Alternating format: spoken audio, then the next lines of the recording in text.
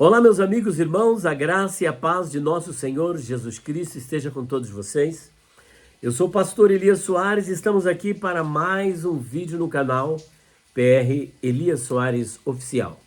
E o tema hoje é extremamente controvertido, um tema polêmico, um tema que tem sido objeto de muitos debates, polêmicas na história do cristianismo. E o meu tema hoje é um tanto desafiador. O ex-ladrão na cruz não foi ao paraíso no mesmo dia. Como assim, pastor? O senhor sempre tem defendido, inclusive no seu livro, Perguntas Difíceis de Responder, sobre a imortalidade da alma, que o ex-ladrão na cruz foi no mesmo dia ao paraíso, inclusive para defender a imortalidade da alma. Agora o senhor abre o vídeo com esse tema. O ex-ladrão na cruz não foi ao paraíso no mesmo dia. Com Jesus, é claro. É sobre isso que nós estaremos fazendo uma reflexão neste exato momento. Será que ele realmente foi ao paraíso naquele mesmo dia com Jesus? Você tem dúvidas? Tem muitas pessoas que têm dúvidas. E hoje nós queremos aqui apresentar algumas objeções algumas objeções apresentadas por aqueles que defendem a mortalidade da alma ou aniquilacionismo, ao afirmarem que o ex-ladrão na cruz não foi no mesmo dia com Jesus ao paraíso. Portanto, existe aí algumas pessoas que negam essa ida de Jesus, ou melhor, do ex-ladrão na cruz com Jesus ao paraíso naquele mesmo dia. Eu quero apresentar aqui algumas objeções. Então, o que está em debate, em questão aqui, é mortalismo versus imortalidade da alma. O mortalismo também é representado por uma nomenclatura que é o aniquilacionismo. Eles partem do princípio de que quando o homem morre, morre tudo, acabou. Então não existe vida após a morte, não existe vida além da vida. Eles também, tecnicamente, são chamados de tenetopsihitas, ou seja, são aqueles que são adeptos da morte da alma. E nós vamos trabalhar esse texto de Lucas 23, 42 e 43. Eu já peço que você deixe o seu like, compartilhe esse nosso vídeo e ainda mais, deixe o seu comentário. Se você concorda, se você discorda, aqui no canal você tem liberdade, desde que seja com respeito. Não fale palavrão, não fale besteira, mas se tem oportunidade para concordar, para discordar, você é livre. Portanto, eu quero ler o texto da palavra de Deus, mas antes de ler, eu quero juntamente com você fazer uma breve oração, ok? Senhor, nosso Deus e nosso Pai, mais uma vez estamos aqui na Tua presença para Te louvar, glorificar e bendizer pela Tua fidelidade, graça, amor e misericórdia. Eu Te louvo, Senhor, pela oportunidade singular de estarmos aqui para poder gravar mais um vídeo, para promover o crescimento do Teu reino, para instruir o Teu povo e para também sermos instruídos na Tua palavra. Abençoe todas as famílias da terra, a minha família, o meu lar, meus filhos. Abençoe os meus amigos, aqueles que estão passando por uma situação delicada, como é o caso da minha amiga Larissa, que está num tratamento de câncer, que o Senhor possa dar vitória para ela. Em nome do Senhor Jesus, te louvo, te glorifico e te exalto para a glória do teu nome. Amém. Bom, convido você a fazermos a leitura do texto de Lucas capítulo 23, 42 e 43. Então ele disse, ele quem? O ex-ladrão. Jesus, lembra-te de mim quando entrares no teu reino. Eu estou lendo aqui a NVI. A resposta, Jesus lhe respondeu, eu lhe garanto, hoje você estará comigo no paraíso. Te louvamos, Pai, pela leitura da Tua palavra, nos dá sabedoria, entendimento espiritual e graça em nome de Jesus. Amém. Bom, como nós podemos ver aqui, o ex-ladrão na cruz, que a tradição chama de Dimas, que existiram dois salteadores, um à direita e outro à esquerda de Jesus. Um, de acordo com a tradição, que é este que está fazendo o pedido, chamava-se Dimas. E o outro, segundo a mesma tradição, chamava-se Gestas. Jesus está, então, entre os dois, crucificado. É importante e relevante falar sobre a situação dos três ali naquelas condições. Eles estavam crucificados. Era uma prática. A crucificação não era uma prática romana. Era uma prática persa e também dos cartagineses. Porque a crucificação era, como diziam já os historiadores, Cícero e outros mais, a mais cruel das sanções penais. Um desses historiadores chegou a dizer que a crucificação era uma invenção satânica. De acordo com os historiadores, na época de Jesus havia 4 tipos de cruzes. A cruz simplex, que era de um só postes, a cruz decussata, que era em forma de X, a cruz imissa, que era em forma de T, e a cruz comissa, que era em forma de T, a comissa, e a cruz... Gente, deixa eu voltar. A cruz comissa, que era em forma de T, e a cruz imissa, que é a cruz que nós conhecemos hoje, ok? Então, a cruz imissa é a que nós conhecemos hoje, e a cruz comissa é a em forma de T. De acordo com eles, Jesus foi crucificado em que cruz? Na imissa, assim como Gestas e Dimas. Mas o fato é que eles estão ali crucificados, e Dimas, ele faz um apelo, reconhecendo que Jesus era justo, que ele não devia nada por estar naquela condição, para poder estar naquela condição. Ele então faz um pedido, faz um apelo para o Senhor Jesus. E o apelo que ele faz é o seguinte, vamos ler de novo? Agora eu vou ler na corrigida. Está escrito assim: E disse a Jesus, Senhor, lembra-te de mim quando entrares no teu reino. Olha só, ele faz um pedido que a gente chama de pedido teleológico, numa visão escatológica, que era teleológica. Como Maria, sabemos que ele vai ressuscitar na ressurreição dos mortos.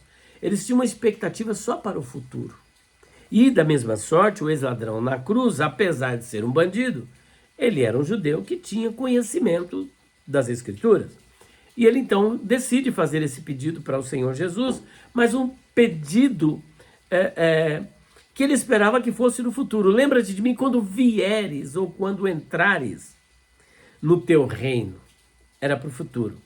O Senhor Jesus lhe dá uma palavra de consolo, dizendo, não é para o futuro. Estou aqui parafraseando, é claro, né? Hoje estarás comigo no paraíso. Agora é que começa a polêmica, porque aqui existem algumas objeções apresentadas por aqueles que não acreditam que o ex-ladrão na cruz foi ao paraíso naquele mesmo dia. E é por isso que nós apresentamos esse tema como uma provocação, para chamar a sua atenção. O ex-ladrão na cruz não foi ao paraíso no mesmo dia. Melhorando essa leitura. O ex-ladrão na cruz não foi ao paraíso no mesmo dia. Sim ou não? Existe, como eu já disse, uma polarização entre duas vertentes teológicas. Os que acreditam que ele foi no mesmo dia, que são os imortalistas, e os que acreditam que ele não foi. E muito pelo contrário, acreditam até que ele deixou de existir e só vai voltar a existir por ocasião da ressurreição. Nós vamos trabalhar, então, essa questão para vermos se chegaremos a uma conclusão de que se ele foi ou não foi, naquele mesmo dia, ao paraíso e esteve ali com Jesus, foi levado por Jesus ao paraíso no mesmo dia. Vamos para a primeira objeção. A primeira objeção apresentada pelos mortalistas ou aniquilacionistas é esta aqui, ó. Jesus só foi ao paraíso 40 dias depois. É o que Lucas apresenta, por exemplo, lá em Atos dos Apóstolos, né? Porque Jesus apareceu, capítulo 1, acho que versículo 3 ou 4, em que Jesus apareceu por um espaço de 40 dias. Se ele ficou aqui aparecendo por um espaço de 40 dias, é fato que ele ainda não tinha subido. E então ele só depois é que ele ascende aos céus, porque alguns discípulos, ou vários discípulos, viram ele subindo e os anjos aparecem, dizendo o seguinte: varões galileus, porque estáis olhando tanto para o céu, do mesmo modo que vocês estão vendo ele subir, ele vai descer. Então ele ascende aos céus 40 dias depois. A própria Maria Madalena, que insistiu em ficar no sepulcro, e ela teve o prêmio pela sua insistência, pela sua busca, no terceiro dia da ressurreição, ou seja, no primeiro dia da semana, ela então tem o privilégio de ter o Cristo ressuscitado e ela vai abraçá-lo. E ele diz: não me toque, ou deixe de estar me agarrando, porque eu ainda não subi para o meu Pai. Ora, se no terceiro dia ele não subiu para o Pai e só ascendeu aos céus 40 dias depois da ressurreição, fica a pergunta da parte dos mortalistas ou aniquilacionistas: como ele poderia ter levado o ex-ladrão na cruz naquele mesmo dia, uma vez que nem mesmo ele subiu ou foi ao paraíso naquele dia? Então é um grande desafio. Terceiro dia, Maria Madalena: não me incomodes, o Senhor Jesus diz para ela, porque ainda não subi para o Pai, deixe de estar me agarrando. Lucas, em Atos capítulo 1, versículo 3 e 4, que ele aparece por um espaço de 40 dias e somente depois é que ele é assunto aos céus.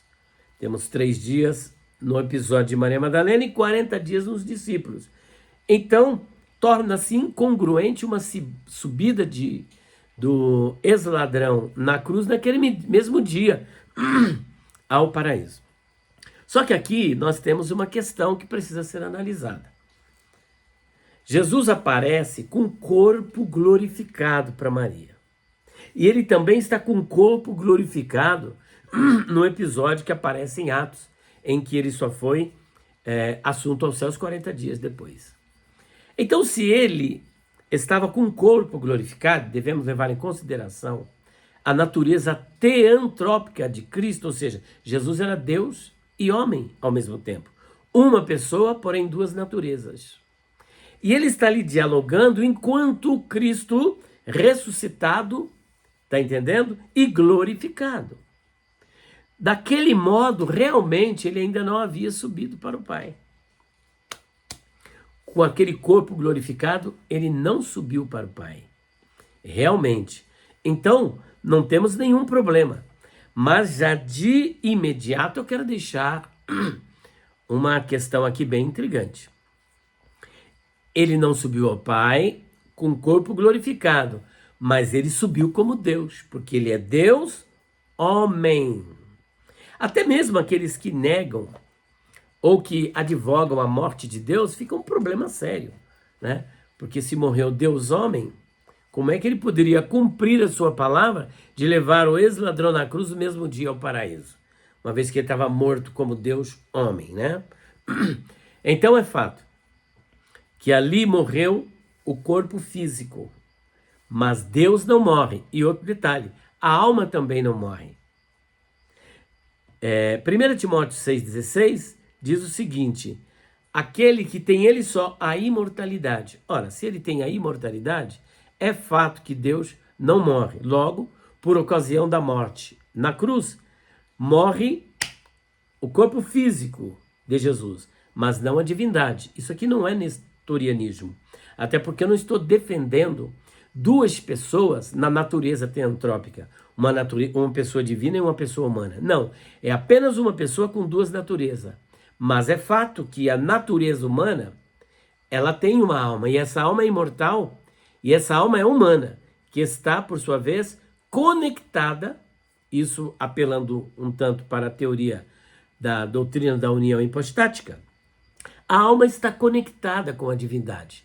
Então, mesmo morrendo o corpo, ele morre sem prejuízo da união hipostática, que continua a natureza humana e a natureza divina unidas, porque a natureza divina está sendo representada pela alma imortal, que se une, portanto, à natureza divina. Visto que Deus não morre, qual seria o problema de Deus ter levado o ex-ladrão na cruz naquele mesmo dia ao paraíso? Porque somente Deus é que pode prometer salvar e cumprir com a sua promessa. E ele prometeu salvar e levar ao paraíso. E como Deus, ele não teve nenhum problema, ele fazia parte da divindade. Hoje estarás comigo no paraíso. Então, as coisas impossíveis aos homens são possíveis para Deus. Portanto, não temos nenhuma dificuldade em crer e defender que aquele ex-ladrão na cruz foi com Jesus no mesmo dia ao paraíso, visto que Jesus é Deus e Deus não morre. Vamos para a segunda objeção apresentada pelos aniquilacionistas. O ex-ladrão não morreu no mesmo dia. O ex-ladrão não morreu naquele mesmo dia. Se ele não morreu no mesmo dia, mas Jesus morreu no mesmo dia, porque era cerca da 9h, que corresponde ao nosso calendário às 3h da tarde, quando Jesus expirou. Mas de acordo com a história e a tradição, uma pessoa poderia ficar de 3 a 9 dias naquela posição sem morrer. Eu não quero aqui entrar nos detalhes do patíbulo, ou melhor, do cedile e das questões todas, porque vai ficar muito longo esse vídeo. Mas fato é que, de acordo com os historiadores, uma pessoa levava de 3 a 9 dias para morrer. Então, no mínimo, aquele ex-ladrão na cruz teria ficado 3 dias vivo. Se ele ficou 3 dias vivo, ele não morreu e ressuscitou. Então, como é que Jesus poderia ter levado ao paraíso? Jesus o levou com o corpo glorificado? A Bíblia não diz isso. Então, como é que nós podemos explicar esta questão? Essa questão, ela é difícil e simples ao mesmo tempo. Se vocês lerem, por exemplo, João capítulo 19, para que os corpos não ficassem pendurados na cruz, os judeus foram até Pilatos pedir para que se quebrasse as pernas dos crucificados. Que prática era essa? Essa prática era uma prática chamada crurifragium, uma expressão latina que quando vem para o português é crurifragio, e significa a quem se quebram as pernas. E por quê? O porquê está no próprio pedido dos judeus para que os corpos não ficassem pendurados na cruz.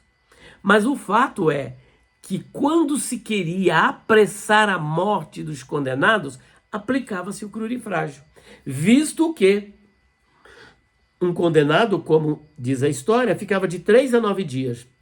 Mas essa regra foi quebrada, houve uma exceção. E qual a exceção?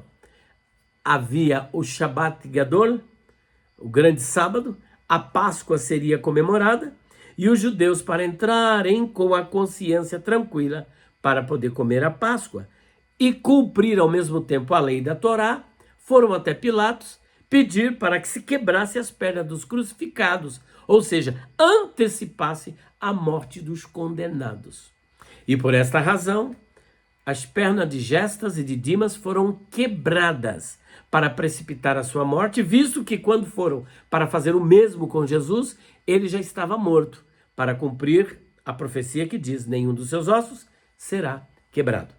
Então, este argumento aqui, olha, o ex-ladrão não morreu no mesmo dia, ele cai por terra pelo próprio texto bíblico, onde os judeus pediram para apressar a morte dos condenados, para quebrar as pernas dos condenados, e essa prática tinha como finalidade apressar a morte. Portanto, a pessoa levava de 12 a 30 minutos para morrer. Jesus morreu à 9h. O dia para os judeus encerrava à 12ª, ou seja, no nosso calendário às 6h da tarde. E eles morreram no máximo 30 minutos depois da morte de Jesus. Portanto, era possível e foi possível Jesus levar, portanto, não o corpo glorificado, visto que o ex-ladrão não ressuscitou. Levou a sua alma ao paraíso. Portanto, essa questão nós damos como que vencida pela explicação do texto. Terceira objeção levantada pelos aniquilacionistas. Lego e semeron. Na verdade te digo, aí fica aquela questão, na verdade te digo hoje, estarás comigo no paraíso, dizem, portanto, os aniquilacionistas. Ao passo que o texto diz, na verdade te digo, ó verbo. hoje estarás comigo no paraíso. Perceba uma coisa, que no grego não havia acentuação. Mas quando acentuaram, colocaram a vírgula onde? Na verdade te digo, depois do verbo lego. E não depois do advérbio de tempo, semeron, hoje. Não é na verdade te digo hoje, que colocaram a vírgula, mas colocaram depois do verbo lego. Na verdade te digo, vírgula, hoje estarás comigo no paraíso. E como eu disse, sendo Jesus Deus, não havia nenhum problema de levá-lo naquele mesmo dia, não haveria barreira. Quarta objeção levantada pelos aniquilacionistas. O homem não tem uma alma, mas é uma alma. A alma morre por ocasião da morte do corpo. O aniquilacionismo, portanto, defendendo que a alma morre por ocasião da morte do corpo, diz como é que Jesus poderia ter levado o ex-ladrão na cruz, visto que ele deixou de existir por ocasião da sua morte. Só que isso é desmentido pelo próprio Senhor Jesus. Não temam aqueles que podem matar o corpo. Então perceba que o ex-ladrão na cruz, aquela condenação foi dada pelo homem. E Jesus diz, olha, não temos que podem matar o corpo. O que é que o tribunal romano matou? O corpo, mas não podem matar a alma. Logo, levaram os três para a cruz e tudo que eles puderam fazer com os três é matar o corpo. Mas a sua alma não pôde morrer. Ah, mas está escrito que Deus pode matar. Mas é agora? É agora.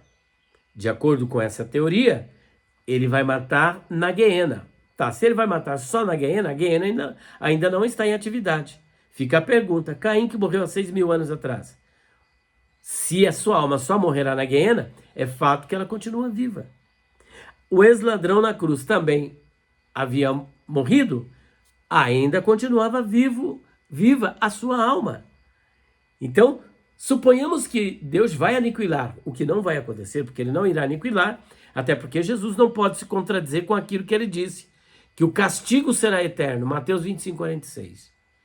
E que o fogo, o tormento será eterno, Apocalipse 14, versículo 10 e 11. E o castigo, o inferno será eterno, inextinguível, Marcos capítulo 9, versículo 43 até o 48. Então, para que o castigo seja eterno e o tormento também seja eterno, é necessário ter uma alma imortal, porque se a alma morre, acaba o castigo, não pode ser eterno, tá? E é interessante que o castigo eterno está dentro do mesmo contexto da vida eterna. O adjetivo aionion que qualifica a vida é o mesmo que qualifica o castigo. Se o castigo não é eterno, segue-se que a vida não é eterna. Mas como até mesmo os aniquilacionistas acreditam na vida eterna, necessariamente, obrigatoriamente, devem crer e acreditar que o castigo também será eterno. E para que o castigo possa ser eterno, é necessário uma alma imortal. Eles até defendem, não, mas acreditamos que o castigo vai durar um tempo, mas depois o homem será aniquilado. Mas como é que pode durar um tempo? Suponhamos, alguns que até acreditam no castigo temporário. O castigo, por exemplo, de Caim, que está em tormento. Como é que se ele morreu o seu corpo, se a alma não é imortal, como é que pode suportar 6.000 anos em tormento? Percebe a contradição? Então, este outro argumento aqui, ó, o homem não tem uma alma, cai por terra, porque Jesus diz que o homem tem e essa alma, ela é imortal, porque o homem pode matar o corpo, mas não pode matar a alma. Então perceba que o ex-ladrão na cruz morreu fisicamente, mas a alma não foi morta, porque senão Jesus estaria em contradição quando ele diz que o homem não pode matar a alma, mas agora o tribunal romano conseguiu matar corpo e alma e espírito. O que faremos com a palavra de Jesus? Fico com Jesus ou com o que diz os aniquilacionistas? É claro, essa é uma pergunta retórica, que eu vou ficar e você também vai ficar com o que Jesus disse. Não tem mais os que matam o corpo, mas não pode matar a alma. Se não pode matar a alma, isso é claro que a alma é uma parte material que sobrevive à morte do corpo. Quinta questão, se a pessoa já vai para o céu após a morte, qual a necessidade da ressurreição? Quando defendemos, portanto, que o ex-ladrão na cruz, ele foi naquele mesmo dia com Jesus ao paraíso, nós estamos dando, então, a salvação. Não sou eu que estou dando, é Jesus que salvou o ex-ladrão na cruz. Se ele foi salvo e já foi para o paraíso, já está no céu, no terceiro céu, qual a necessidade da ressurreição? Jesus salva o homem todo, corpo, alma e espírito. 1 Tessalonicenses, capítulo 5, 23. E o mesmo Deus de paz vos santifique em tudo.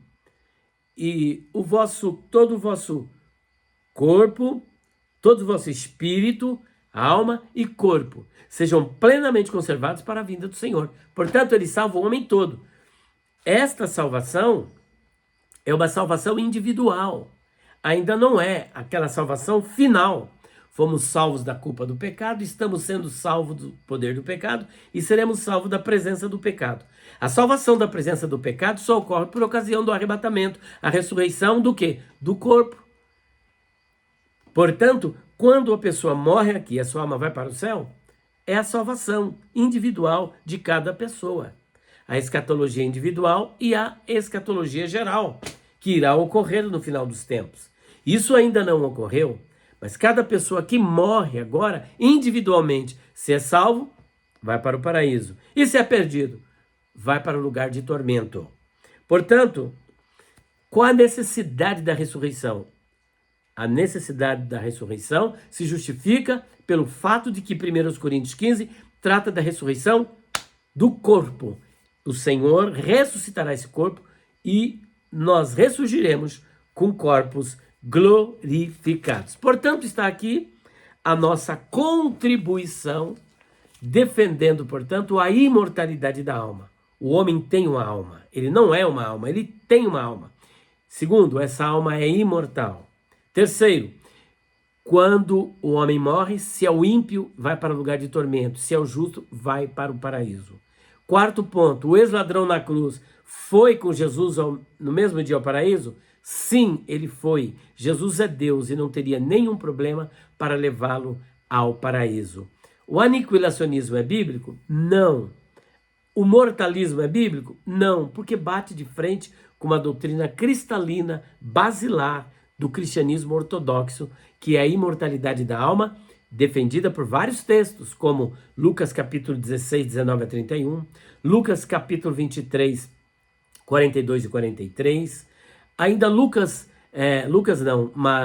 Filipenses capítulo 1, versículo 23, 2 de Pedro capítulo 2, versículo 9, onde o ímpio já está sob castigo até o dia do juízo, e outros textos paralelos que advogam que a alma é imortal. Portanto, nossa palavra final. O ex-ladrão na cruz foi naquele mesmo dia com Jesus ao paraíso. Deus abençoe a todos vocês e permita-me aqui, você que gosta de literatura, temos aqui um kit promocional. Perguntas difíceis de responder, volume 1, 2, 3, 4 e 5. E ainda o livro Os Pregadores Dizem, mas a Bíblia não diz, e o nosso dicionário de palavras, expressões, interpretação e curiosidades bíblicas. E quem compra esse kit recebe um curso de hebraico. Esse curso de hebraico, você que quer aprender o hebraico bíblico, você vai aprender a ler, escrever, transliterar. Temos o áudio do livro, uma Bíblia hebraica em áudio e 12 videoaulas. Tudo isso de R$ 1.800 por R$ 480 no Pix. Ou 10 parcelas de R$ 54. 0 operadora 11 9 4901 6633.